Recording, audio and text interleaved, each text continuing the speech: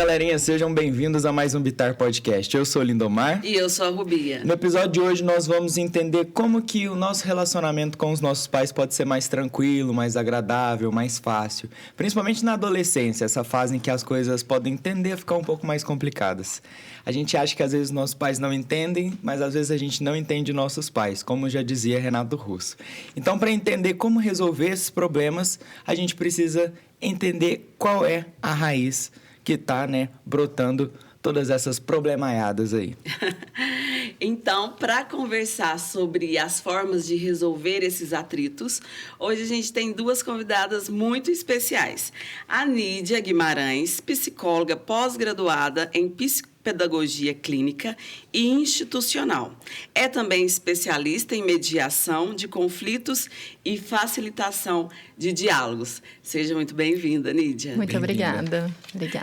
E estamos aqui também com a Anne Ellen Rosa, mestre em psicologia e especialista em psicopedagogia clínica e institucional. Coordena projetos de apoio à adoção e à convivência comunitária e é coautora de 2 livros. Muito bem-vinda, Obrigada pelo convite. Olha, eu acho que para a gente começar esse assunto, que é delicado, a gente não pode negar, essas relações que... igual a gente abordou, na adolescência, ali na juventude, os hormônios estão mais aflorados, E às vezes os pais vêm de gerações diferentes. Então, por que é tão difícil a gente lidar com os nossos pais? Principalmente nessa fase. Então, acho que você já tocou no assunto principal, que são muitas mudanças. São mudanças físicas, psicológicas, emocionais. Então, às vezes, aquela criança que se portava de uma maneira mais obediente aos pais, sem questionar, sem criticar, ela se transforma e ela fica com essa necessidade de conversar, de impor suas ideias, de colocar suas opiniões. E, às vezes, essas opiniões vão de encontro com a ideia dos pais e começam a surgir esses primeiros conflitos, essas diferenças de pensamento. Muito bacana isso, né, Nídia? Porque muitos pais trazem essa reclamação também, Nossa, meu filho era de um jeito e agora está de outro, Aquela pessoa que vinha para o colo, que recebia abraço, agora só fica fechada no quarto, não quer participar dos eventos familiares. Então, para os pais também é um momento difícil de lidar com essa mudança. Então, acaba que, com certeza, os conflitos começam a ficar um pouco mais tensos nesse momento. Então, os dois lados estão aprendendo com essa nova fase, E é muito difícil para os pais entenderem porque os pais também passaram por essa fase, Os pais, os responsáveis, passaram por essa fase de adolescência. É muito difícil para os pais perceberem ali que a criança saiu daquela fase, está entrando na pré-adolescência, está virando um adolescente, que aí vai se construindo a sua personalidade, etc. É muito difícil entender isso. Sim, é difícil justamente porque a gente está lidando com outras relações, São outros pais agora que às vezes se preocupam mais, que têm preocupações mais reais, Antes era com o tombo, com o aprendizado na escola, com se relacionar bem com os amigos. E aí as crianças vão crescendo e as preocupações vão ficando mais complexas. Então, na verdade, são outras relações que estão sendo estabelecidas. São novos pais, são novas crianças que não são mais tão crianças assim. Então, é um rearranjo, É um reconectar com aquela outra pessoa que está ali. É um pai, às vezes, mais impositivo, menos liberal, que também, às vezes, consegue dar menos colo, porque como as crianças solicitam menos colo, esses pais também dão menos colo do que estavam acostumados. Então, na verdade, é uma série de mudanças, que vai acarretando esse afastamento. E falando sobre esse afastamento, às vezes a gente vê o problema de que, eu gostaria de ser mais próximo dos nossos pais, dos meus pais, enfim. Como que a gente pode construir essa relação de aproximação? Eu acho que o primeiro passo é realmente tomar contato que são pais diferentes, No sentido assim, eu não preciso esperar aquele pai que eu tinha quando eu era criança. Então, é ter noção dessas mudanças, dessas alterações e conseguir caminhar para esse novo relacionamento com essa nova figura. E até entender também, que essas preocupações às vezes fazem sentido, que eles estão preocupados, não é uma falta, às vezes, de confiança no filho, É uma preocupação com o entorno. E então, tornar isso legítimo, né? Mostrar que isso realmente faz sentido para os pais, eu acho que fica mais fácil para os filhos se aproximarem de...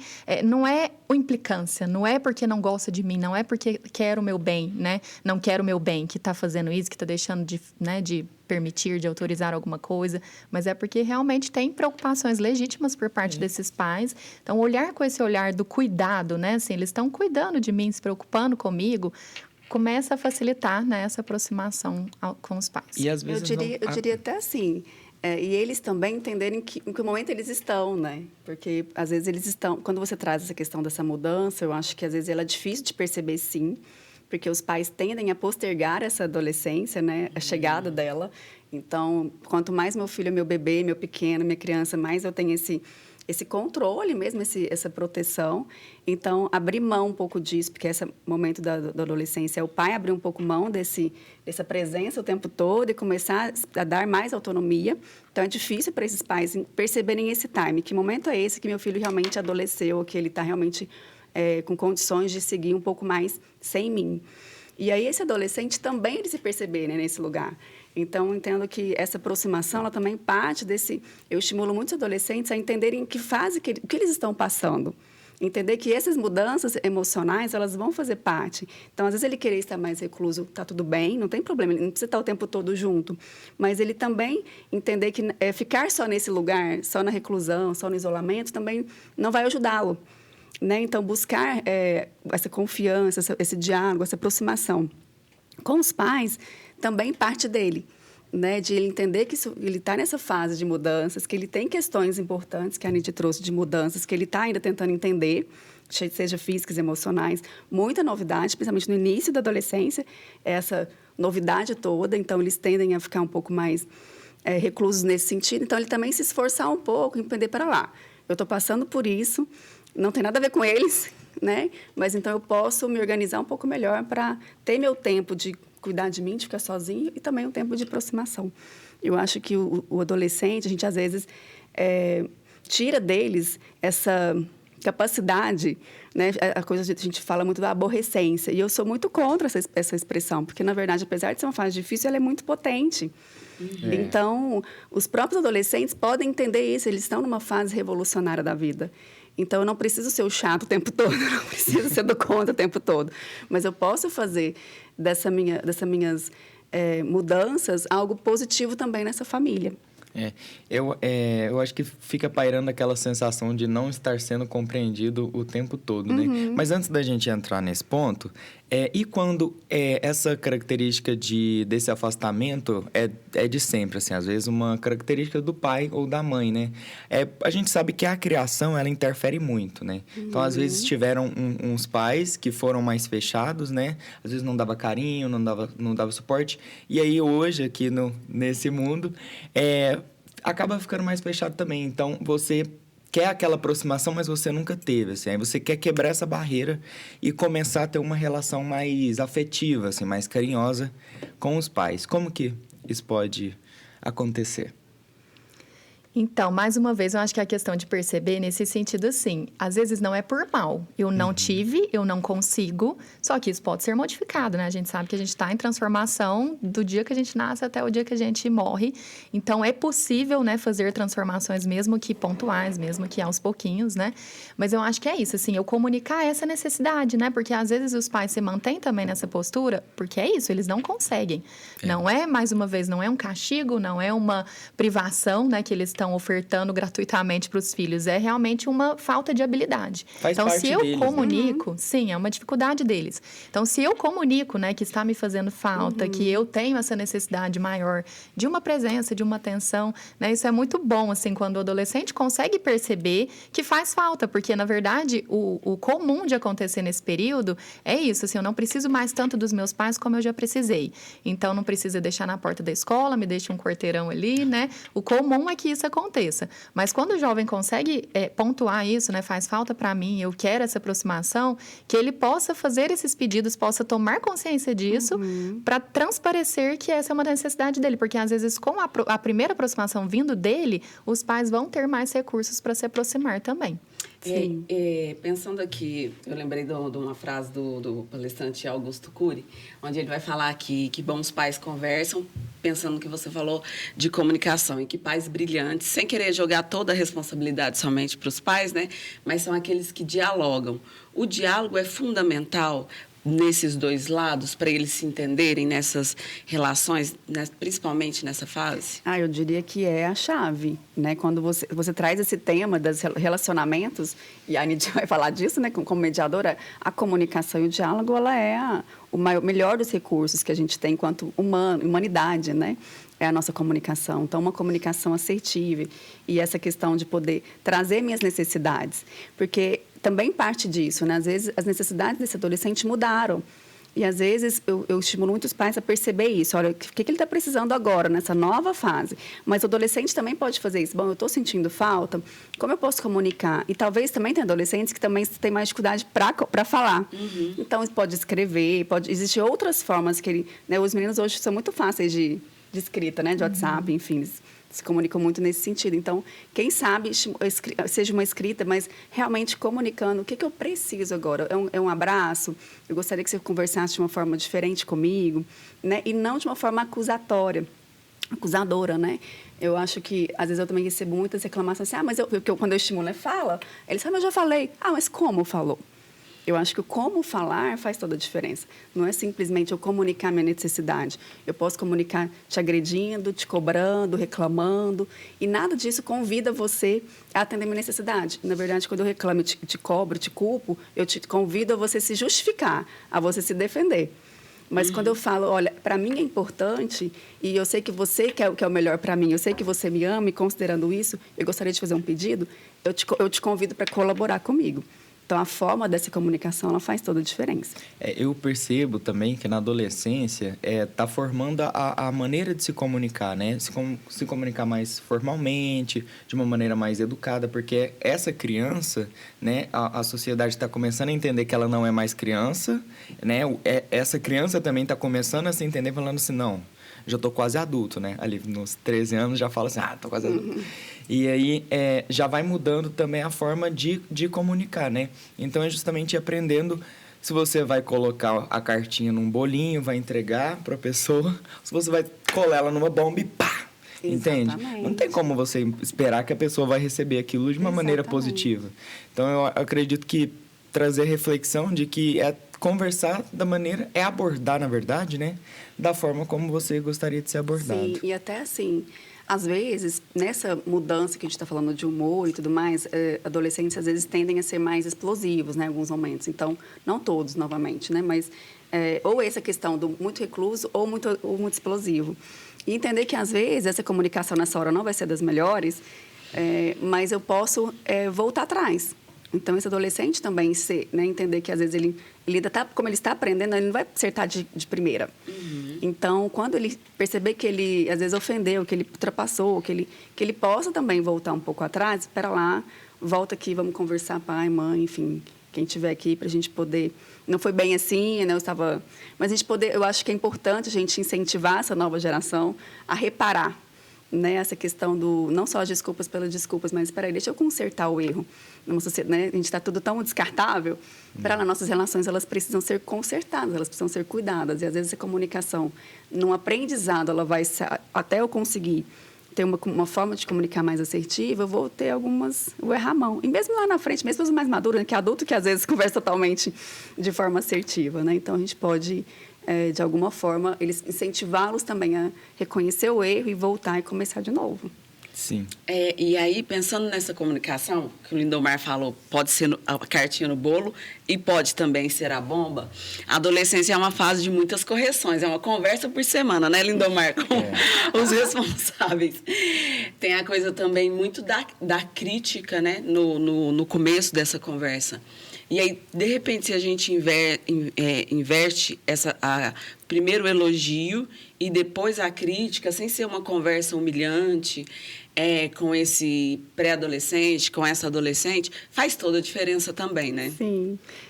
Eu acho que a gente se acostumou a se defender de ataques. Então, né, eu quero conversar com você. Nossa, o que já vem, né? Então, quando a gente está realmente aberto ao diálogo, ao que vem do outro, né? Quando eu espero, quando eu não coloco assim na ponta da língua, a hora que ele falar que eu tirei nota baixa, eu vou justificar que é porque ele pediu para eu lavar a louça, que é porque eu já estou esperando que vai vir uma acusação e eu já estou me defendendo. Então, na verdade, não só na relação de adolescentes com pais, né? Mas nossa relação do mundo atual, a gente tem esse costume, né? De sempre defender. Então, eu estou sempre sendo atacada e eu estou pronta para defender.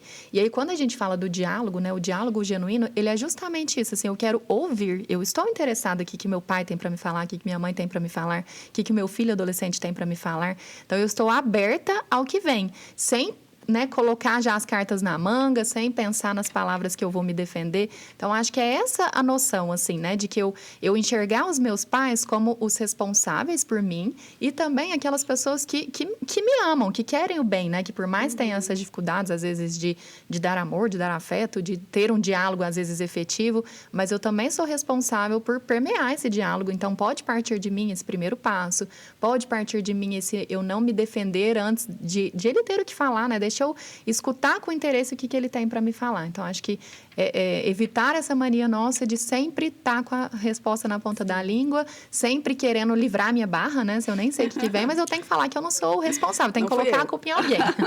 Então, acho que isso ajuda muito também, assim, a gente se despir, né, do que eu acho que o outro vem me trazer e escutar livremente para tentar entender realmente qual que é o posicionamento do outro. Tirar a armadura, né? Eu acho que também, assim, quando você traz a questão do elogio, também tem que ser assim, né? Porque às vezes fica assim, você é um pai legal, mas... né? Então, quando a gente elogia e vem um mais depois... já essa conexão ela já não se faz mais, né? Ela já começou ruim essa conversa. Então, assim, ok elogiar, né? Começar pelo elogio, desculpa. Mas não é o mais, né? Olha, pai, eu sei que você faz muita coisa legal para mim, você é um cara bacana, enfim.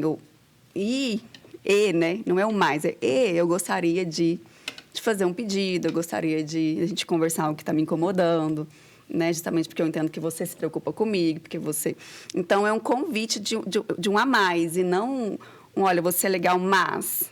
né? Porque aí eu descarto o que o outro fez de bom, que as qualidades que tem. Então, ok, elogios... Já pega essa dica aí para sua conversa com seus responsáveis. E assim, além do elogio, acho que outra coisa que conecta é o que a Nídia está trazendo, é trazer... eu reconheço que você se importa comigo. Porque quando eu conto para esse responsável, eu reconheço que você faz por mim, eu reconheço que você se importa, né? E isso, eu já me sinto mais acolhida, já para lá, ele não está me acusando, ele está me entendendo. Então, é outra dica importante. Então, você é legal, você é bacana, você é esforçado, você faz isso por mim, e eu entendo que você faz isso pelo meu bem. E eu quero te contar uma coisa, tem uma coisa que é muito importante para mim. Então, eu pego eu conecto com o que o outro sente a meu favor e trago a minha necessidade. A comunicação fica muito mais leve, né? Fica muito mais acessível. Eu convido muito mais o outro a colaborar do que a se defender. Sim. E agora entrando num outro ponto que é tenso, né? Principalmente na adolescência, por conta desses riscos da vida, né? O adolescente, às vezes, quer ter um pouco mais de autonomia. Como lidar com o controle dos pais, né? Que é necessário, né? De certo modo, mas como saber medir? Como saber lidar? Né? Falar assim, olha, será que não está passando um pouco aqui, né? Do meu espaço? Porque a gente sabe que vai muito dos pais, mas às vezes o pai quer medir realmente a cada passo. Controlar ou tudo. Qualquer coisa. O que fazer? Como lidar?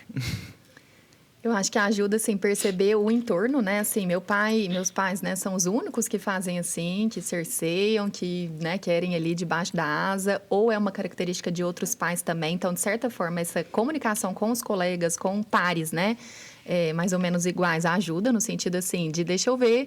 Porque é isso também, assim, esses pais, às vezes, eles estão... Por que eles estão tão receiosos? É porque eles não desligam o noticiário de notícias ruins e né, todo dia se vê falando sobre os perigos que os adolescentes correm, sobre novos tipos de crime, né, cibernético, enfim. Então, tem, às vezes, as motivações, algumas coisas que justificam, mas eu preciso reconhecer se é uma característica meio que exclusiva dos meus pais, né, para eu balizar se está adequado, se está em excesso, né? Às vezes eu conversar com pares e vai me ajudar a encarar de uma forma diferente, né? Não, peraí, outras pessoas também pensam assim. Então, às vezes, a gente buscar entender, buscar reafirmar, né, quais os lugares que a gente quer ir, mostrar os reais perigos ou não. Isso realmente é notícia de jornal, né? Não é uma coisa comum aqui na nossa região, enfim. Então, acho que é buscar ampliar, né, essa problemática que eles trazem, né? Buscar entender a motivação desse querer estar debaixo das asas, né? De querer privar de muitas coisas. Assim como existem os pais controladores, existem também aqueles que são liberais demais e que aí o colega olha para o outro e fala, gente, mas eu não posso nada, olha ali, meu colega pode tudo, e sai, e volta a hora que quer, e faz isso. Como que na mente do adolescente funciona essa questão de ter responsáveis ali muito liberais?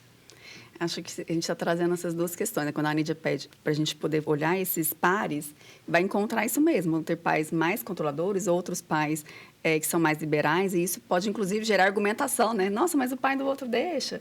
Mas eu acho que, na verdade, a gente está convidando esse adolescente, né, que está nos assistindo, a também olhar para a sua própria realidade.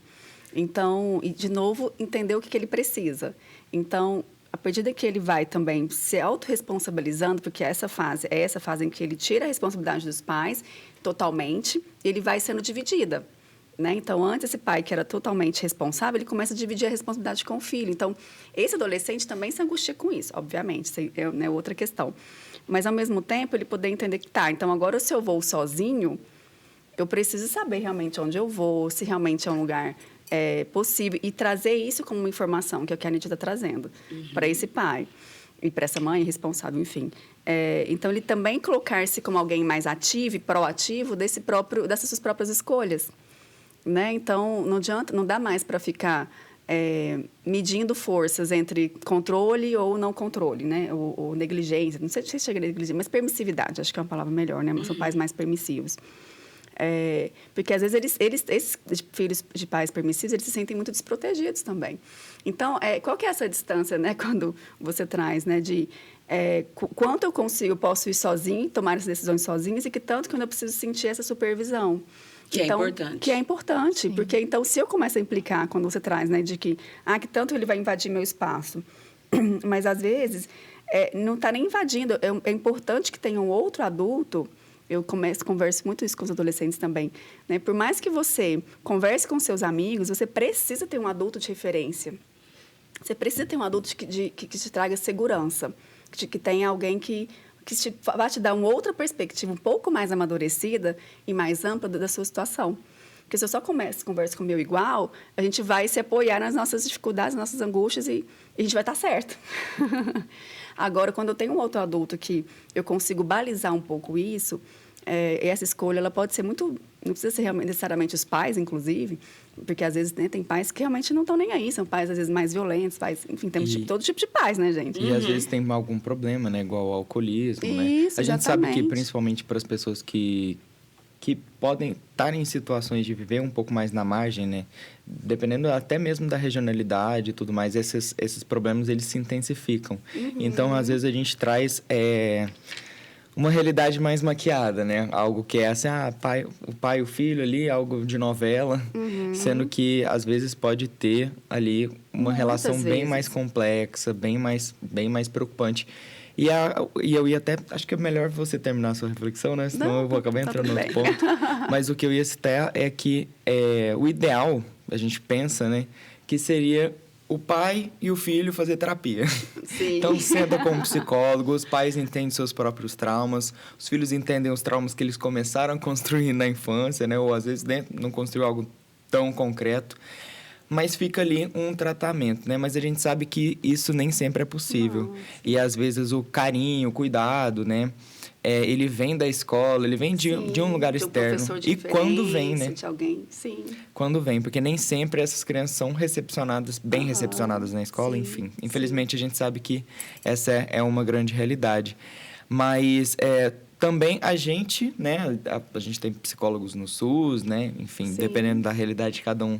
Tem plano de saúde. Aí você vai e procura um psicólogo trata os seus traumas e converse com seus pais, né? Já começa a pontuar assim, a você não gente acha que meio você é assim por suspeito, causa né, disso? Nídia? Claro que a terapia, a gente vai sempre levantar essa bandeira, mas eu entendo também que existe uma realidade que a gente precisa, né, assim, atendendo adolescentes, por exemplo, em escolas públicas, aqui em Uberlândia mesmo, quanto que fiquei assim, meu Deus, todo mundo tem que ir para terapia. Mas, assim, como? De que jeito, né? Então, a gente poder entender que às vezes vai ser alguém de referência, por isso que eu estimulo muito isso, né? Às vezes eu não vou conseguir ter um psicólogo, um profissional, até conseguiria nesse sentido. Temos SUS, temos muitas universidades, até as particulares, que oferecem serviços de clínica gratuita, né? Então, dá para a gente encontrar, mas ainda assim, né? Se ter alguém de referência que eu realmente balize, assim, nossa, essa pessoa ela me parece ser sensata, ela me traz sensatez, ela me traz segurança. Pode ser o pai desse meu outro amigo, pode ser um professor, pode ser meu professor, sei lá, de futebol, mas pessoas que tragam algum nível dessa maturidade, é importante eu conversar com essas pessoas. Então, quando a gente fala dessa comunicação, tudo que eu estou vivendo aqui, eu posso conversar com alguém, de preferência alguém realmente que tem um pouco mais de autoridade na vida do que só meus pares, né? Para a gente poder ter cuidar um pouco dessa saúde mental mesmo. Eu queria pegar um gancho aqui na duas perguntas, né? Aproveitando a fala do Lindomar, da relação de responsáveis e as crianças ali na fase da infância, até o quanto a superproteção pode afetar essa criança na sua fase de adolescência. Aqueles responsáveis que estão o tempo todo controlando, privando essa criança de frustrações, e aí isso vai se refletir na fase da adolescência. O Lindomar falou da questão maquiada, que é a segunda parte. Hoje a gente vive numa realidade aí inventada, maquiada mesmo, né? Nas relações ali na internet. E o quanto isso pode afetar a vida de adolescentes e também de pais. Pensando quando a gente se baliza por meio dessas redes sociais, onde a gente vê outras relações e aquilo tudo ali pode ser um falsete e a gente tá ali naquela crença de que é real e que eu quero aquilo para minha vida. Tipo, às vezes, fulano tem carinho, eu queria esse carinho, enfim, né? Delicado. Eu acho que essa questão que você falou da superproteção vai muito assim, né, no que a gente está falando mesmo, nesse sentido. O ideal é um equilíbrio, né? Eu deixo meu filho ir, eu também chamo ele de volta, né? Porque essa questão da superproteção afeta, sim, negativamente, né? Na maioria das vezes, essa questão da confiança. Então, se eu sempre tenho esse braço, né, que me pega antes de eu cair, como que eu vou exercitando meu braço, né? Se eu não estou precisando utilizá-lo, se alguém está utilizando por mim. Então, realmente, assim, é interessante. Por isso que a gente fala assim, a educação, ela vai mudando, né? A necessidade de um bebê, de uma criança de 2 anos, de uma criança de 4 anos, de uma criança de 6, de um adolescente de 12, 13, é muito diferente. Então, quanto mais eu conheço, né, que é o que a gente falou no início também, assim, quanto mais eu conheço aquilo que eu estou precisando agora, aquilo que o meu filho precisa nesse momento, menores as chances de eu errar com esse mais, né, de mais ou com esse de menos. Então, é muito interessante que haja uma reflexão contínua do que, assim, o que meu filho com 12 anos precisa. O meu adolescente de 12 anos precisa de coisas totalmente diferentes do que o meu adolescente de 15 anos. Então, quando eu estou atenta a essas demandas, né, eu consigo, como educador, seja o pai, o professor, né, os adultos de referência, eu consigo ter uma orientação melhor, um direcionamento melhor de como seguir em relação a isso. Porque eu preciso desenvolver mesmo essa confiança, né? Esse falar por mim mesmo, apesar... meus pais sempre pensaram assim. Hoje, né, que é aí que começam os conflitos normalmente, eu vejo que eu penso diferente. E no começo é assustador para as crianças tomarem contato com isso. Nossa, eu sempre valorizei isso demais dos meus pais. De repente, eu vejo que não é tanto o que eu acho, né? Eu acho que é isso. O meio foi me criando assim, mas aí depois eu tenho contato com outros que me fazem pensar de uma forma diferente. E tá tudo certo, né? Isso faz parte da minha construção, da minha individuação, então é importante.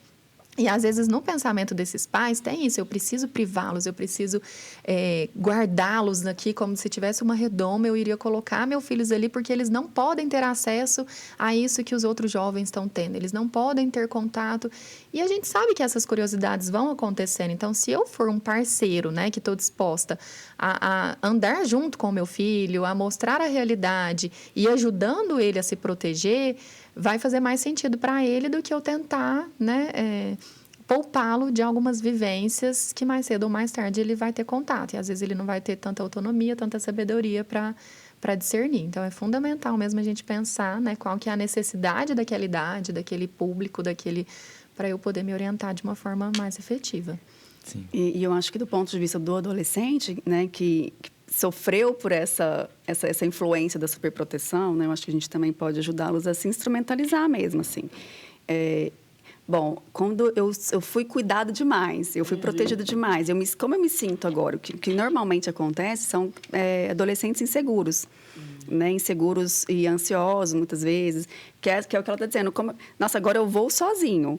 E é muito cruel, na verdade, que faz com o adolescente, né? Porque então eu protejo, daqui a pouco... mas você não dá conta de fazer isso, né? Então, tem muita fala de pais que cobram dos filhos o que eles não dão conta de fazer, mas é porque eu fiz por ele o tempo todo. Então, você não dá conta de fazer nada sozinho. Não presta nem para isso. Então, vem falas muito pesadas. E esse menino, tipo, mas até ontem você fez isso por mim, né? Então, alguém me ensinou? Então, como esse adolescente fica, né? Ele se sente cobrado, incompetente, inseguro, culpado. Então, ele começa... É muito comum o adolescente se sentir um nada nesse lugar de incompetência, de inferior em vários sentidos, porque essa superproteção não o preparou. Então, nós chegamos a uma fase em que esse adolescente ele começa, então, a dividir essa responsabilidade, mas ele não está preparado. E como ele se sente? Inseguro, ansioso, com medo, às vezes até sem proatividade, aquele adolescente que fica esperando mais que os outros façam por ele, porque ele não consegue pensar, inclusive, no que fazer sozinho. Então, quem se identifica um pouco com esse perfil, acho que a ideia é poder realmente, de novo, começar a pedir ajuda. Tá bom, eu estou com medo, então alguém pode fazer isso comigo primeiro, antes de eu fazer sozinho?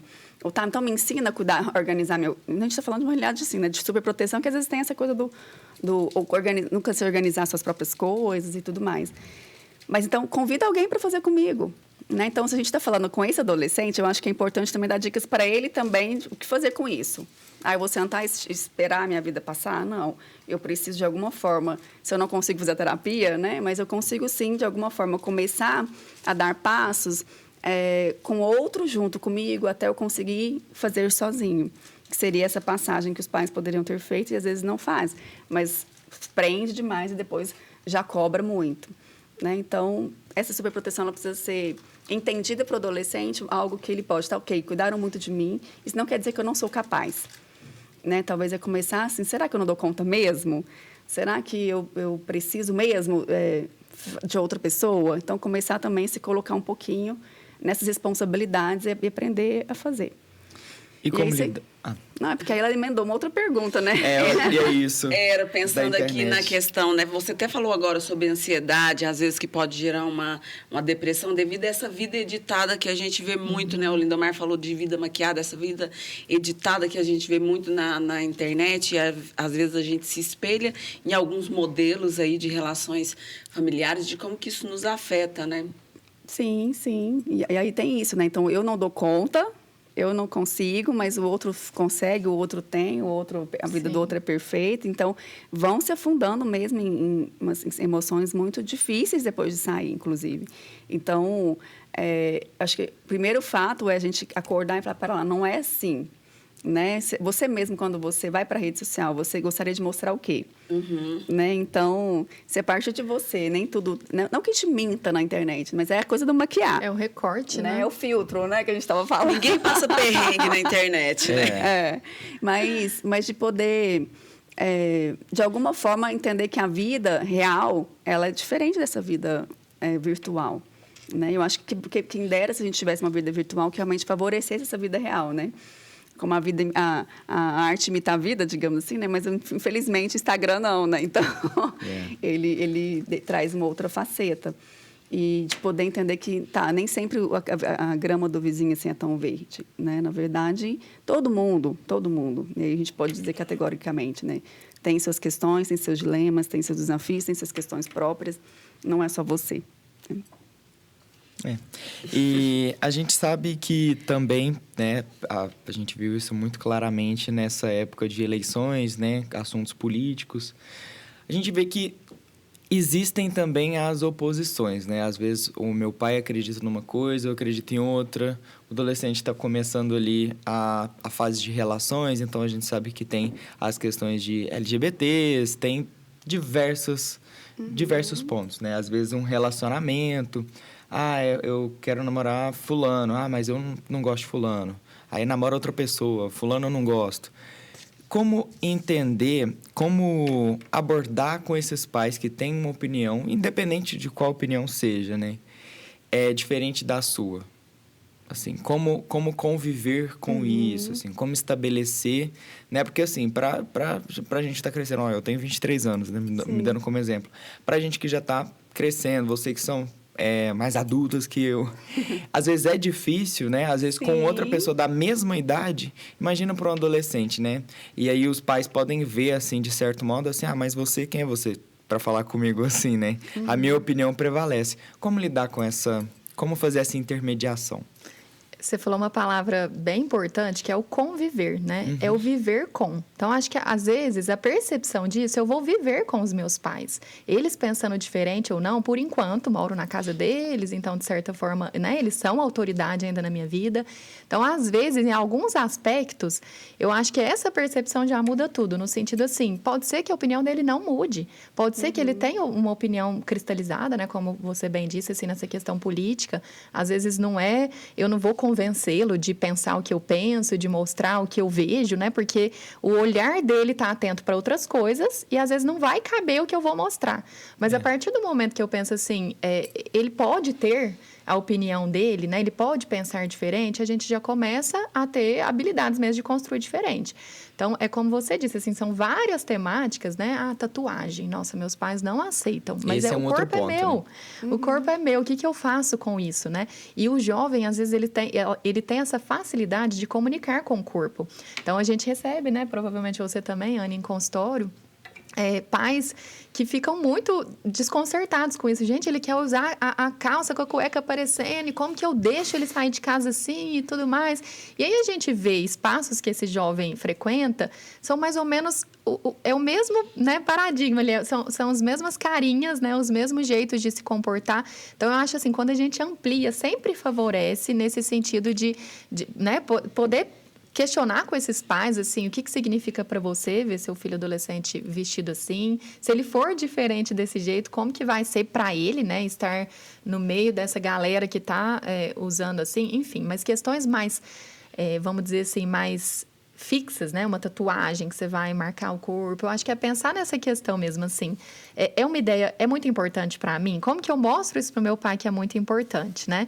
Será que eu preciso fazer hoje? Eu falei com ele hoje, ele, né, demonstrou esse desconforto todo. Será que eu preciso fazer hoje? Ou será que eu posso cristalizar mais em mim e daqui 2 meses, 4 meses, se eu tiver fixo mesmo nessa ideia, eu volto a falar? Então, acho que essa questão, assim, de uma continuidade, né? Não precisa ser tudo no agora, não precisa ser tudo do meu jeito. Eu posso estar aberto ao que o outro fala. Isso não vai significar que eu estou sendo ali a ovelhinha, né? Do papai, da mamãe, porque tudo que eles falam eu calo.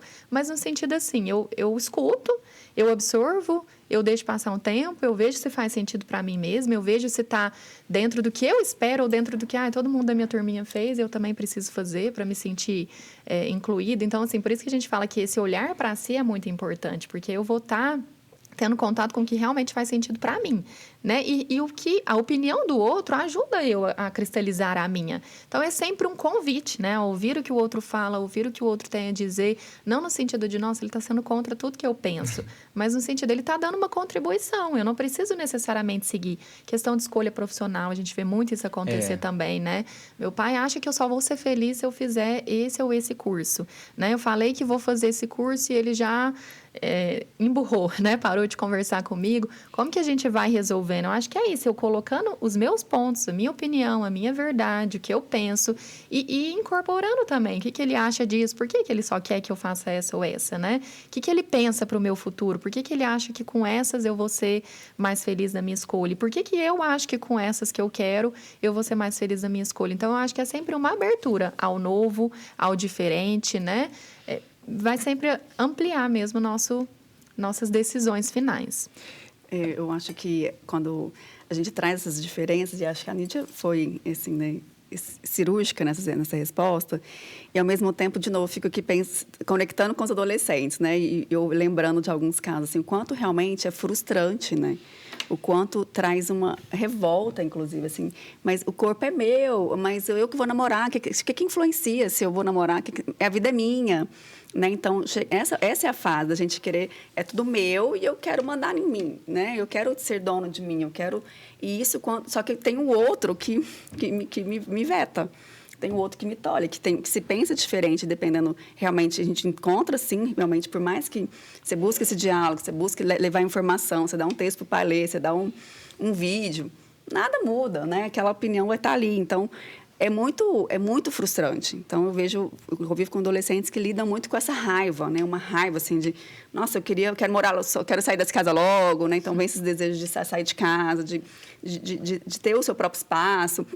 Ao mesmo tempo, ainda não estou tão competente para isso, para lá, né? Então, são dilemas muito... Por isso que eu digo, né? Uma fase muito incrível, essa adolescência, assim, de nem lá nem cá, e, ao mesmo tempo, já sou, né? Então, poder entender, assim, lidar com essa raiva, essa frustração, de entender que talvez não vai ser hoje, lidar com... E o adolescente quer, né? Quer viver o hoje, agora... para sempre, como né? se fosse, prazer né, imediato. Hoje é meu último dia. Então, conviver, acho que essa palavra, né? Talvez eu vou ter que conviver com o diferente. Conviver com o diferente é desafiador, mas é muito legal. Né? Se a gente conviver só com os iguais... Falam assim, ele me educou tão bem, ele não está confiando na educação que ele me deu, né? Que ele não está deixando eu exercitar. É verdade. Só aproveitando um gancho aqui do que ela falou sobre a tatuagem, né? Eu mesmo, assim, na adolescência... Porque o adolescente também, são muitos hormônios, fica ali, aquela euforia. E às vezes assiste uma série e fala assim, nossa, gostei dessa frase. Pá! Deixa eu tatuar. Gente, se eu fosse me deixar levar pela minha adolescência, até ali mais ou menos uns 18 anos, eu pensava, falava assim, deixa eu fazer essa tatuagem, deixa eu fazer aquilo ali. Hoje, eu queria tirar tudo. Então, eu acho que é realmente pensar, né? Falar assim, por que eu quero fazer isso, né? Mas a questão da tatuagem, eu acho que não só da tatuagem, né? Você saber, assim, por que eu quero fazer isso, né? Uhum. Com o meu corpo, às vezes, não sei. Você ir se dando um tempo, refletindo, absorvendo as coisas para poder, enfim, tomar uma decisão mais sóbria, né? Mais consciente. Sim. Pensando nessa fase com que foi falado há pouco, os responsáveis entenderem também que é uma fase importante da experimentação, né? Não digo no caso da tatuagem, mas, nossa, eu queria tanto colocar o meu cabelo azul, colocar o meu cabelo verde. Cabelo cresce, gente, né? Tatuagem é um negócio mais difícil, né? Não é? Mas entender também que são fases de experimentações, né? Sim. Eu fico imaginando aqui quando a Nídia falou, gente, ontem meu filho era um bebê e se vestia do jeito que eu queria. Hoje ele quer andar com a cueca à mostra. Como que também isso vai funcionar ali na cabeça dos responsáveis? E pensando em profissão, a gente sabe que hoje existe um boom de profissões que não existia 10 anos atrás e que, às vezes, a gente, né, os adultos ficam muito presos em profissões formais. E aí, hoje, aí, com a questão do virtual, da internet, um monte de coisa que vem surgindo. Vocês atendem responsáveis, pais, que tem esse conflito de um filho que vai querer uma profissão diferentona, que isso não vai dar dinheiro, isso não tem estabilidade... E aí, como que funciona essa conversa? Mãe, quero ser digital influencer. Isso que eu ia falar. Meu Deus. Isso que eu ia falar. Às vezes os pais trazem nessa questão assim, né? Meu filho quer ser influencer. O que é isso, né? Eu nasci sem existir isso e às vezes é uma coisa passageira. Como que eu lido com isso? Então, sim, a gente recebe também pais, né? Que acham muito difícil. Que é isso, assim, às vezes tem essa consciência. Eu não quero tolir, eu não quero colocar, não, você não vai ser feliz sendo isso. Mas eu também quero mostrar que pode ser uma profissão provisória. Pode ser que daqui a um tempo... né? Vamos arrumar, nesse caso, seria interessante uma carta na manga, porque pode ser que não seja seja efêmero, como algumas coisas na vida são. Então, tem assim, eu acho muito bacana quando os pais buscam esse apoio, né? Esse espaço para refletir sobre essas mudanças, sobre essas escolhas que antes eu fazia pelo meu filho e que hoje eu não posso fazer mais. Eu acho muito bacana quando eles têm essa criticidade, né? No sentido, ele quer ser, eu não quero falar para ele não ser, mas eu também não estou topando muito, assim, eu quero dar mais elementos para que ele faça uma escolha mais concreta, mais capacitada, assim, mais, né, com mais elementos também, para não ser uma decisão como a tatuagem. Eu vi o filme e já quero colocar, né? Eu vi que isso dá bom, então eu quero seguir. Então, acho que, assim, tudo tem influência mesmo do mundo, da geração que a gente vive, do aqui e agora, do que eu estou vendo do recorte da vida do outro. Então, ajuda muito, né, a quando o pai se assume nesse lugar assim, eu preciso aprender a conversar, aprender a mostrar um jeito diferente, né? Aprender a colocar o meu jeito de pensar, mas não como definidor, não como é isso que você tem que seguir, senão não vai ser bom para você. E aí, pensando nesse conflito de gerações, às vezes numa mesma residência tem ali diferenças de idade de 40, 50, 60 anos. E aí hoje a gente sabe que os pré-adolescentes, as crianças já nascem aí com a tela na mão.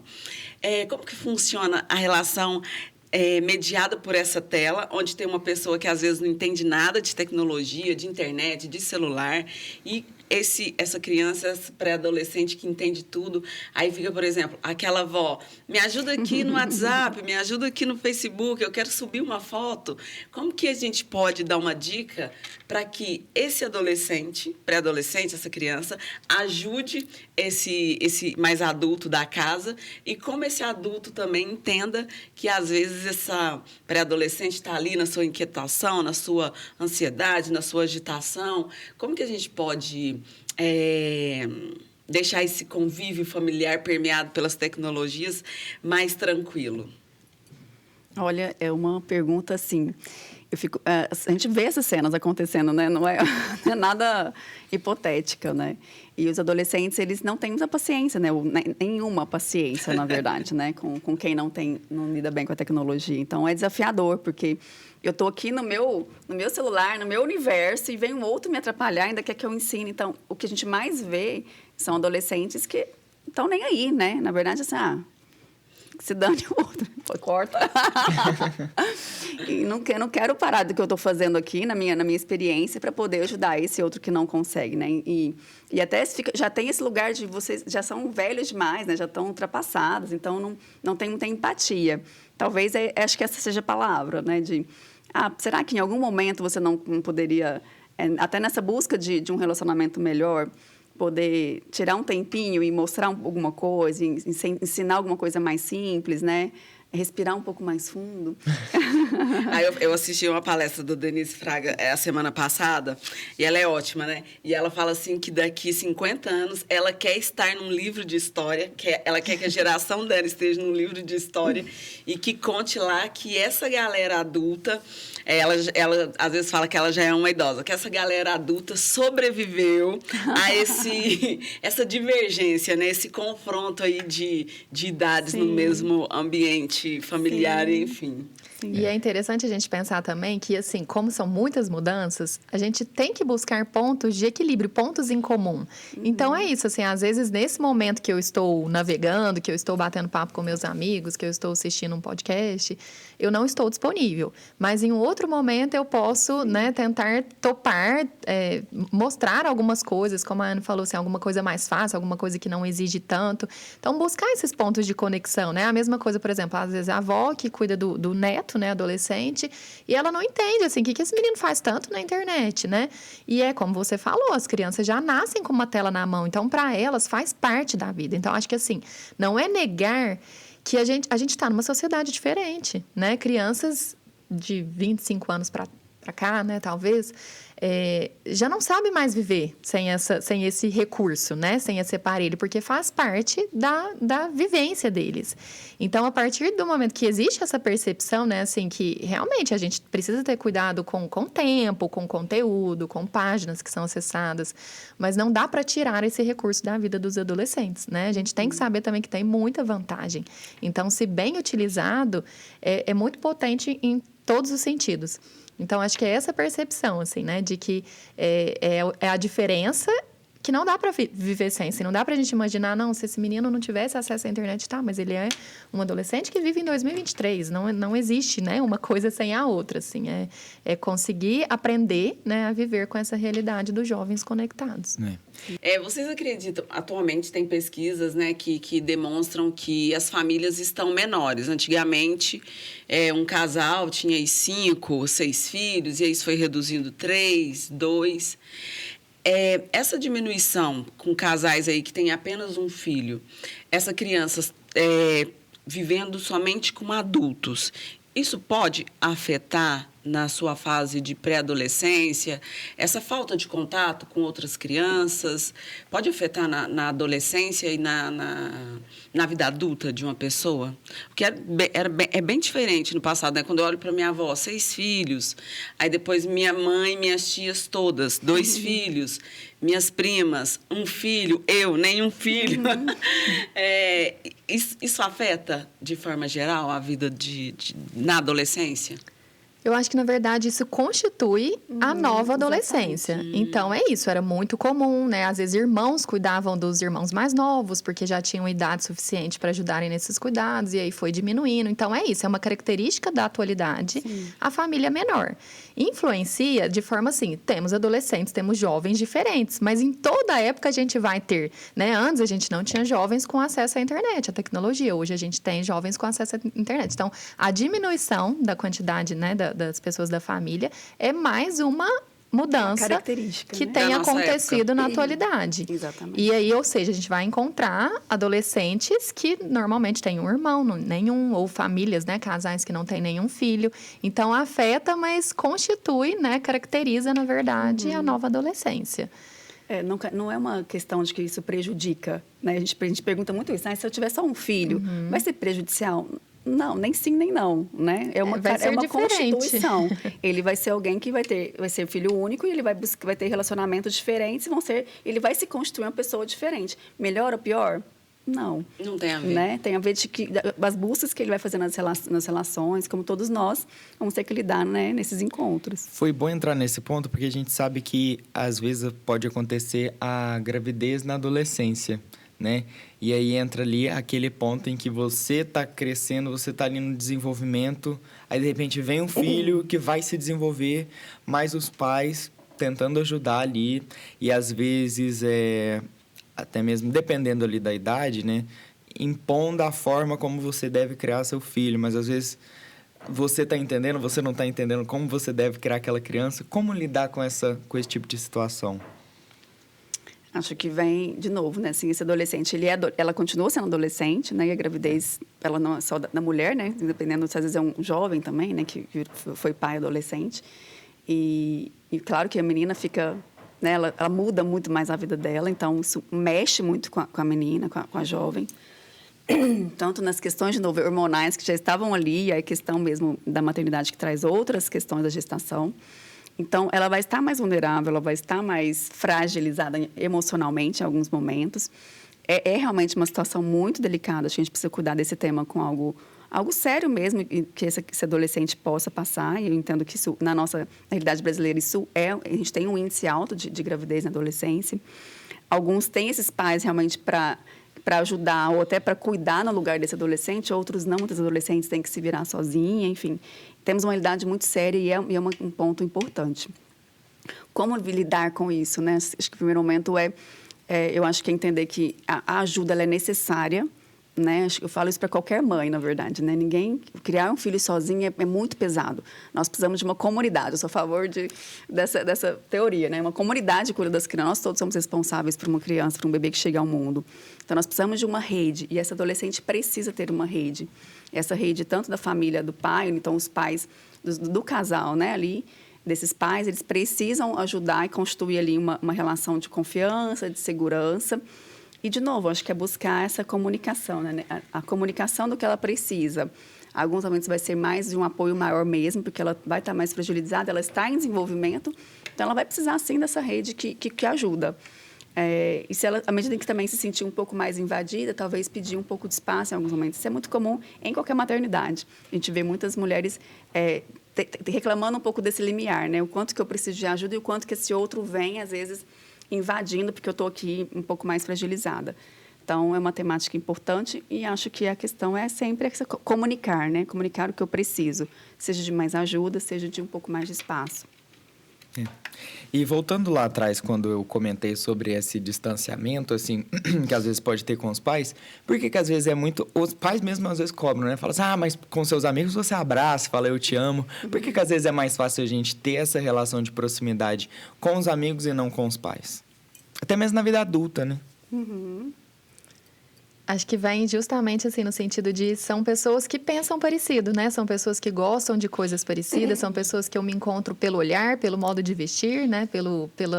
Pelos assuntos em comum. Então, essa é mais fácil achar a semelhança, né? Entre os amigos nessa idade que eles estão do que entre os pais. Mas isso não significa que eu não possa continuar buscando hobbies em comum, programas em comum, né? Coisas que conectam mesmo e relembrem essa relação inicial, né? Entre pais e filhos. Mas, normalmente, é essa sensação, assim, eu vou criando o meu espaço, eu vou sabendo quem eu sou, e aí eu vou me relacionando bem naqueles que se parecem comigo, né? Eu tenho mais abertura, mais afinidade para estar entre aquelas pessoas que comungam do mesmo estilo de vida, do mesmo pensamento, das mesmas opiniões. Então, tende a acontecer isso mesmo, um afastamento, né, dos pais e uma valorização maior dos amigos, do social. Sim. Existe, né, não sei se eu posso chamar de uma crença, mas que toda família, o seio familiar, ele é amável, ele é constituído apenas de amor e de afeto e de carinho. Existem relacionamentos tóxicos de pais com filhos, de adultos, de responsáveis com os filhos? Ou não? E vice-versa também, né? E assim, vice-versa. Às vezes, filhos sendo tóxicos, né? Tá muito comum esse termo tóxico, né? Com os pais também, porque a gente tem que pegar os dois lados. Às vezes, você não tá sendo tão duro, assim, com seus pais. Sim, existe, né? Pessoas que realmente não conseguem, às vezes, estar nessa posição do cuidado, do afeto, né? E aí, uma série de questões. Às vezes, a pessoa não estava preparada para essa maternidade, se viu diante de vários desafios, né? Isso que a Anne falou de uma rede para cuidar de uma criança, eu também considero isso muito válido. E, às vezes, é fácil culpar um pai, né? Uma mãe nessa situação. Nossa, ele não sabe cuidar, ele não é um bom cuidador. E, assim, o que a gente pode fazer também por essas pessoas? Porque essa é a noção, a gente vive em comunidade. Então, se uma pessoa, às vezes, né, já começa daí, né? Às vezes engravidou na adolescência, com os hormônios, com as mudanças, já tem uma dificuldade maior da aceitação dessa gravidez. Aí vem esse bebê, ele vai crescendo, eu não tive muito apoio, né, para cuidar desse bebê, às vezes o pai não me ajudou nos cuidados básicos, eu tive que largar o meu estudo para poder trabalhar e sustentar meu filho. Quer dizer, qual que é a chance de eu desenvolver uma vinculação, às vezes, prejudicada com essa criança? Sim, é uma chance maior, né, desse vínculo ser prejudicado. Não significa, não é uma condição única. As pessoas que engravidam sem esse planejamento vão ter esse distanciamento dos filhos. Não necessariamente, mas é um dos fatores que leva, às vezes, eu não ter essa conexão desde o começo com o meu filho. Então, a chance de eu, às vezes, não aprender a desenvolver esse amor é mesmo incondicional, né? A gente se pergunta. Não, a gente sabe que o amor é uma escolha de todos os dias. Então, assim, se eu tenho esse apoio, né, uma rede que me ajuda, eu estou muito mais disponível para conseguir cuidar afetivamente desse bebê. E aí, por uma série de motivos, existem pais que não conseguem, né, desenvolver uma vinculação positiva, bacana com os filhos e podem ter atitudes tóxicas, até de competição, de não valorizar, né? Pai, eu tirei nota 10 na prova. Nossa, mas é mais do que a sua obrigação, né? Como assim você só faz isso? Então, são posturas que, às vezes, refletem essa falta mesmo de vinculação, né? Esse estreitamento dos laços entre pais e filhos que podem ser por N razões, mas uma importante é essa, é a falta de vinculação, da disposição, né, da disponibilização afetiva que eu consigo. E, mais uma vez, não é porque eu quero, né, que eu me distancio do meu filho. Eu não tenho recursos suficientes para me aproximar dele. Então, às vezes, vai ser uma relação permeada por disputas, por intrigas, né, por apontamentos, por comparações julgamentos. também, né? Às vezes os pais podem olhar e falar assim, não, mas eu não consegui fazer isso, você vai fazer. Eu ia trazer isso, né? Assim, às vezes tem uma questão de maturidade também, né? Então, o que eu vejo muito nessa relação, quando a gente fala de conflitos, os próprios pais não dando conta de ver esse filho, às vezes, fazer coisas que ele não fez, realizar-se como ele não realizou, né? Então, muitas dessas gerações, por exemplo, eu não pude ter essa tal... Então, eu não consigo só ficar feliz pelo meu filho conseguir ou viver algo. Às vezes, vai ter algo que aqui dentro não está bem resolvido e eu vou invejar. esse filho, essa liberdade, por exemplo, sexual que meus filhos têm, eu precisei me segurar lá quanto tempo, enfim. São várias questões pessoais que vão passando de uma maturidade e que eu acho que nós precisamos falar, sim, existem relações tóxicas dentro de casa. Não dá para romantizar a família como esse amor incondicional o tempo todo, porque não é. Às vezes, e às vezes não é nem só falta de amor, e às vezes é ser mesmo. Às vezes não criou um vínculo de afeto. Às vezes teve uma coisa de obrigação mesmo, sabe? E é isso, é real. Então, como viver nesse lugar, eu entendo que é criando outros espaços de nutrição, espaços de identificação, espaços onde eu posso me realizar melhor, né? Até que eu consiga realmente criar a minha família e sair desse espaço. Às vezes, a solução é sair desse espaço mesmo. Não que não estou estimulando rupturas, mas é entender que nós precisamos ser realistas. Nós temos também um índice alto de famílias violentas, de famílias negligentes, de uma série de situação em que esse adolescente... Traz perigo, né? Sim, e não só tóxico no sentido de uma crítica, de uma comparação, que isso já prejudica pra caramba emocionalmente um adolescente, mas em termos mesmo de violência psicológica, física, etc., né? Abusos, inclusive. Então, nós precisamos falar que isso existe, nós precisamos falar para esse adolescente que ele pode se proteger disso, sim. Então, casos graves, ele pode, sim, denunciar, inclusive. Nós precisamos entender que existe uma lei que os protege, eles precisam saber disso. E aí, no máximo, onde são essas amenidades no sentido de crítica, que são amenidades assim, né? Que no sentido de... abordam muito mais a questão emocional e que é difícil pra caramba, mas que eu preciso ficar ali, de alguma forma esse ambiente ainda me é seguro, eu preciso tolerar e aguentar e conviver com isso até eu realmente conseguir formas de me separar desse espaço. Acho que não sei se eu fui muito dramática, mas, na verdade, eu acho que isso é sério e precisa ser dito. É uma Isso realidade, é a vida, né?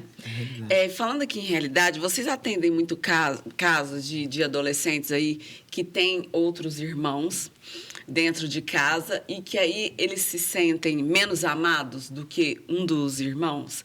E aí, qual é a dica para essa adolescente, esse jovem que está se sentindo menos amado, menos acolhida do que um outro da sua própria família? Às vezes a gente vê isso até na vida adulta, né? Oh. Assim, tem lá 40 anos de idade e fala assim, mas você ama mais ele do que eu. E aquilo não resolveu ao longo da vida. Seu queridinho, lá, já preparou o prato preferido dele. Eu tô aqui todos os dias o primo preferido, o neto preferido, o filho favorito. O neto preferido, minha botinha. Eu acho que a primeira dica, assim, é para os pais, no sentido, assim, qual o peso que a gente dá para as palavras que a gente usa. Então, por exemplo, na minha casa, né, eu tenho 2 filhos, eu não gosto de usar essa palavra ciúmes, né, no sentido assim, ficou com ciúme do que o outro fez. Então, acho que a primeira dica é nesse sentido, assim, como que a gente vai construindo essas palavras e como que os filhos vão... Porque é isso, assim, às vezes eles ficam mesmo no sentido assim, nossa, meu pai deu atenção mais para ele do que para mim. Nossa, minha mãe faz mais isso com ele do que comigo. A gente é diferente, né? A gente fala que cria igual, nossa, olha lá, filho do mesmo pai, da mesma mãe, são tão diferentes. Claro, é uma série de fatores, né? Primeiro, mesmo que sejam gêmeos, criados, né, no mesmo ambiente, com as mesmas pessoas, a gente tem características muito individuais e cada pessoa é única. Então, essa questão de falar também, assim, eu amo igualzinho, às vezes o amor é igual, mas as coisas que a gente faz acabam se diferenciando porque a necessidade de um é uma, a necessidade do outro é outra, né? Então, acho que é essa observação, tanto para os pais quanto para os filhos, no sentido assim, gosta mais dele? Por que será que gosta mais? Às vezes o pai acha que aquele precisa mais daquilo, né? Por exemplo, algum exemplo que a gente já deu, assim, não está fazendo nada em casa. Às vezes, para um, eu preciso pedir mais, né? Você já arrumou sua cama, você tirou seu prato. Para o outro, aquilo não é tão pedido porque ele já faz naturalmente, né? Bem entre aspas, porque a gente sabe que não é naturalmente. Mas é essa questão, assim, então ele gosta menos do que ele está pedindo para lavar a louça, para tirar o prato. Então, acho que essa percepção, assim, cada um tem a sua necessidade, tem o seu momento, tem o seu jeito de se comportar. Isso a gente vai trabalhando desde a criança, assim, evitando alguns termos, né? E a gente também, enquanto filhos, né? Ter essa percepção, assim, às vezes a necessidade do meu irmão, do meu primo, é diferente da minha. Então, eu tomar conhecimento disso E conviver com essa diversidade faz bem para todos, né? No sentido assim, eu não preciso ficar comparando. Eu não preciso me diminuir ao achar que tal pessoa fez mais para esse do que para mim, né? Às vezes esse fazer mais está sendo até prejudicial, né? Que é o que a gente falou, às vezes está fazendo muito e isso não está sendo bom para aquela pessoa. Então, acho que é o cuidado com como que a gente nomeia isso que está sendo feito para o outro, né? Isso que está sendo destinado para o outro. Porque, às vezes, o outro está vendo como é porque ama demais, às vezes é porque os responsáveis, no caso, estão achando ele incapaz demais. Então, acho que é bem, né, individual, assim, cada situação exige um olhar mesmo diferente, porque são situações que delicadas. E assim, um entendimento, né? Eu posso dar um exemplo, assim, que eu gosto muito de usar, assim, quando eu vou falar um pouco disso. Se você considera, então, gêmeos, então, 2 irmãos que geneticamente estão ali idênticos, nesse mesmo ambiente, a gente está dizendo, então, nessa mesma casa, no mesmo momento histórico, na mesma condição financeira dessa família, então, no mesmo momento do casal ou não, né? Desses responsáveis que estão ali. Então, ele está vivendo as mesmas condições sociais, econômicas, históricas e genéticas. Uhum. E aí eles estão brigando. E aí eles estão brigando por causa de um brinquedo. E essa mãe ou esse pai, alguém, né, esse responsável, chega e separa a briga. Para de brigar, vai cada um para um lado e pega o brinquedo. Talvez eu estivesse apanhando, mas, nossa, ainda bem essa pessoa, fulano, meu pai me ama, meu herói, nossa, me tirou dessa. O outro, meu pai não está nem para mim, meu pai puxa o saco dele, porque eu tinha razão, ele queria meu brinquedo. Então, como eu vejo a situação, ela vai ser muito também desse lugar pessoal, né? Então, a gente conta disso do sentido que eu dou para a cena. É a mesma cena, são as mesmas circunstâncias, o pai fez o mesmo ato, ele não favoreceu nenhum dos dois, aparentemente, ele separou a briga, ele fez o que ele acha que é certo. Separei a briga, cada um vai para um lado, tira o brinquedo. Um vai sentir-se favorecido e amado e protegido, ufa. E o outro vai se sentir injustiçado, mal amado, e o pai puxa o saco do outro. Yeah. E o pai fala, o que eu faço, então? Complexo, né? É o diálogo, a gente volta no diálogo, né, Lindomar? Sempre no diálogo. Eu acho que o diálogo é igual vocês já falaram, né? É a base de qualquer relação. Seja de amor, né? Igual namoro com alguém, tô casado. Conversa, dialoga, né? Vai se resolver. E eu acho que, assim, resumindo todo o episódio, me corrijam se eu estiver errado, eu acho que é na compreensão de que você é um ser humano e que os seus pais são seres humanos também. Que eles não são deuses, assim, eles não são de outro mundo, ok.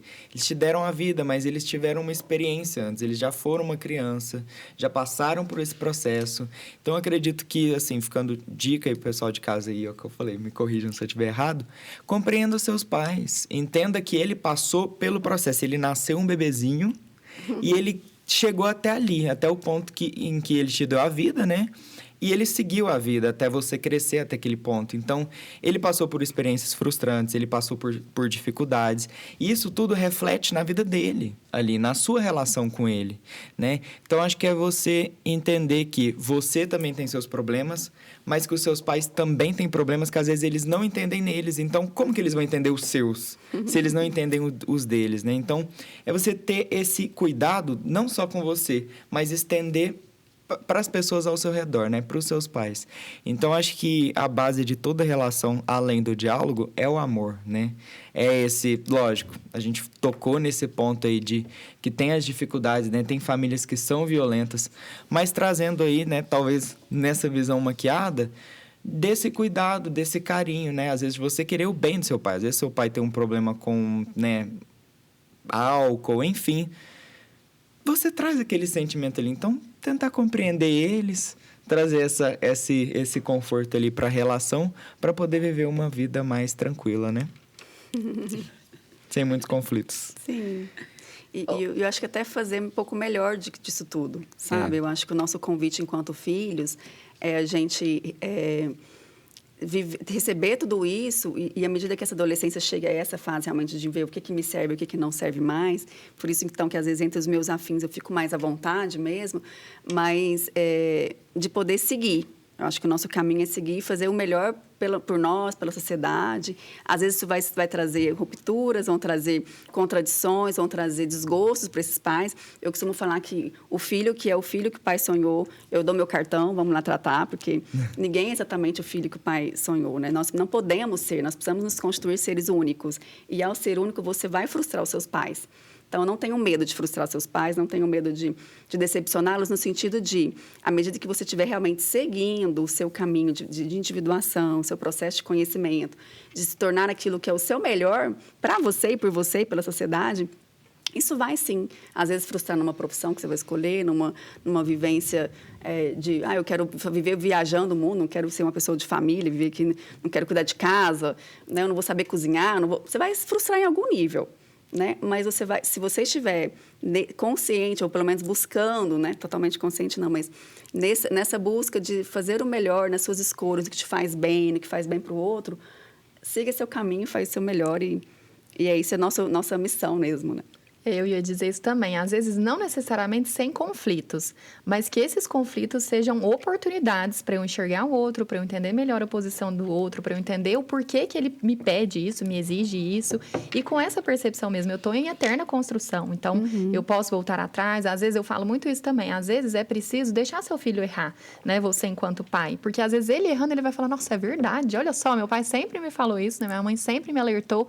Mas eu precisei quebrar a cara para perceber que eles estavam certos. Então, acho que né, quando eu entrego essa confiança, assim, eu estou educando e eu sei que, às vezes, alguns caminhos eles não vão me seguir, é interessante. Então, é bem isso mesmo que a Anne falou, no sentido, assim, que a gente compre as nossas escolhas sabendo que elas têm consequências e que, às vezes, é bom a gente vivenciar essa consequência só vivenciando que a gente vai ampliar esse olhar, vai ampliar esse entendimento, né?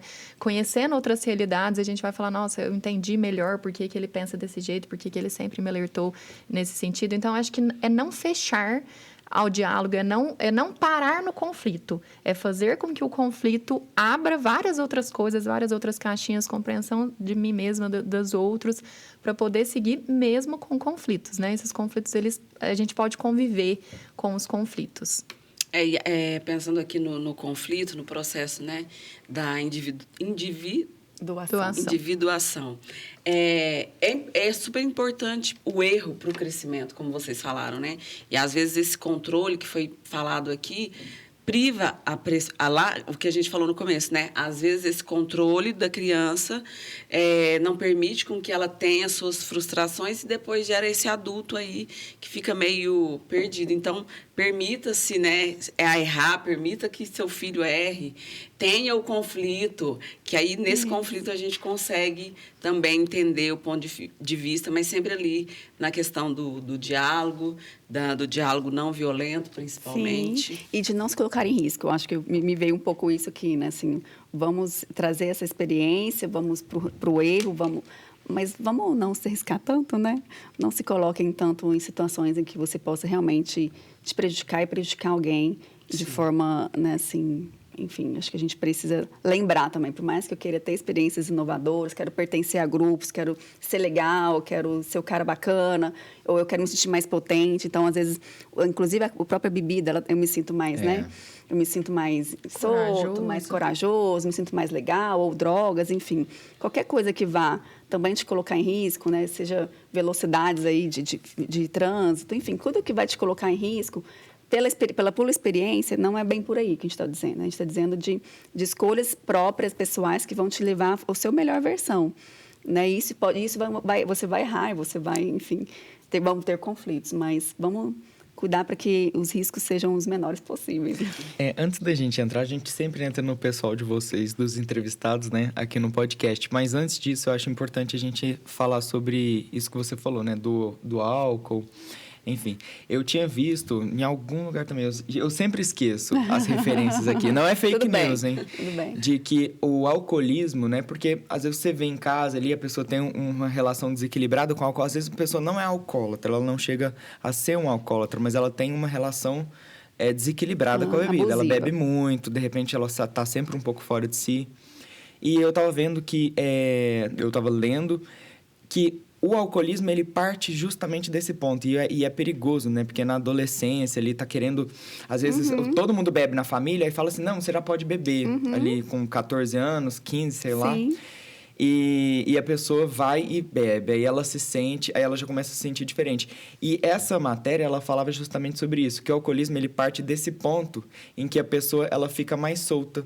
Então, se ela, às vezes, é mais reprimida, ela é mais insegura... Ela se sente mais confiante e, a partir dali, ela quer sempre ter Sim, aquele sim. estímulo. Aquela Então, sensação. fiquem alertas, gente, Sim, por favor. Mas entrando no pessoal de vocês, né?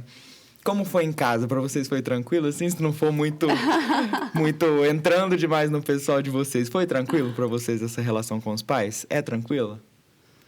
Eu acho que ser tranquilo em todos os níveis nunca é, né? Que é isso, assim, às vezes eu vou desagradar pelo jeito de vestir, pelas companhias que eu escolho andar, pelas escolha de profissão mesmo.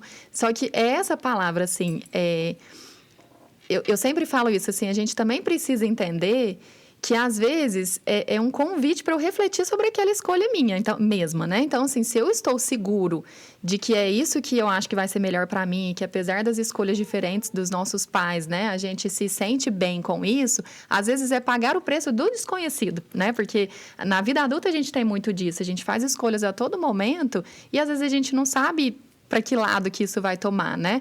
Então, quando eu me permito olhar para o que vale a pena para mim, para o que faz sentido para mim, né? Me conhecendo da melhor maneira possível, o que faz sentido? E aí, quando eu descubro, nossa, eu sou diferente dos meus pais. Então, realmente, essa escolha deles, para mim, não encaixaria, né? Eu dou as pazes para esse conflito, no sentido, assim, de tudo bem ele permear essa relação, né, nesse sentido. Porque não cabe, né? Não me serve as escolhas que estão sendo apontadas por tal e tal pessoa. Então, acho que é isso, assim. Não sei se a palavra é tranquilo, mas quando é refletido, faz mais sentido e a gente tem mais argumentos para continuar escolhendo, né, aquela determinada coisa ou não.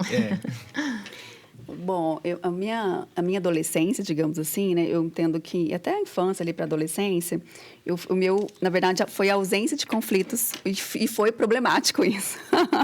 Eu entendo que Tem essa dualidade, né? Às vezes falta conflito, aí você fica Exato, no porque aí meio. você quer entrar nesse lugar do adaptado demais. Então, eu fui essa filha que fui estudiosa, eu entrei passei no vestibular com 17 anos, muito jovem, então sempre fui aquela que tinha uma expectativa alta a meu respeito mesmo, então, porque era essa que cumpria ali um tanto, né? Na igreja, religiosa, catequista, uma gracinha. Aquela garota exemplo. Aquela que precisava do meu cartão. E que isso trouxe outras questões. Então, e haja terapia, né, gente? Aqui até hoje, cuidando desse lugar, né? Então, assim, eu fui me rebelar, eu já estava lá com meus 20 e pouco, quando a primeira vez que eu dei um grito com a minha mãe, eu me senti culpada, sabe? É muito doido isso, né? Então, e é importante, então, assim, esse confronto, né? Que a gente está dizendo de, pera lá, eu sou eu, você é você. Até então, atender demais esses pais nos traz isso. Eu estava um pouco fora do meu caminho de individuação, né? E precisou, inclusive, que acontecesse coisas ali que me chacoalhasse, inclusive um adoecimento mesmo, fiquei doente. E aí a terapia, a partir disso, foi me trazendo consciência o quanto que esse meu corpo clamou para lá, vai para o seu caminho. Isso vai. E aí, então, por exemplo, até hoje minha mãe, ela fica inconformada de eu não ir à igreja. Ela assim... E eu, quando eu falei que eu ia parar de ir para a igreja, eu juro para vocês, eu achava que eu ia deixar minha mãe não me amar mais. Ele falou, ou eu perco o amor da minha mãe ou eu vou na igreja. Aí eu ia. Eu chegava nessa igreja, me dava dor de cabeça. Chegou a ser sintomático. Até um dia que eu falei, não vou mais, agora eu vou ficar sem minha mãe mesmo. Assumi. Vou comprar essa briga, né? Não, tá bom, eu vou ficar sem amor da minha mãe. Minha mãe continuou me amando. Eu falei, ué, como assim? Mas ela ainda me joga na cara. Quem te viu e quem te vê, outra hora, que hora que você reza? Aí eu tenho que explicar um tanto ou não tanto, depende da minha paciência, não, das minhas escolhas, né? Então, querendo ou não, cedo ou tarde, essas experiências vão acontecer, esses conflitos a gente vai frustrar nossos pais. E isso vão ter questões aí pra gente trabalhar. O que não falta é questão, né? Pra trabalhar com os pais. Não. E assim, eu mesmo, eu falo... Não, é que eu lembrei, né? Uma vez eu cheguei na terapia, muitos anos de terapia, né? E eu já cheguei na terapia e falei assim, quer saber, já vou falar do meu pai e da minha mãe? Porque eu posso contar qualquer história que nós vamos cair nos dois, então vamos lá, né? O que você quer saber? O que você quer saber?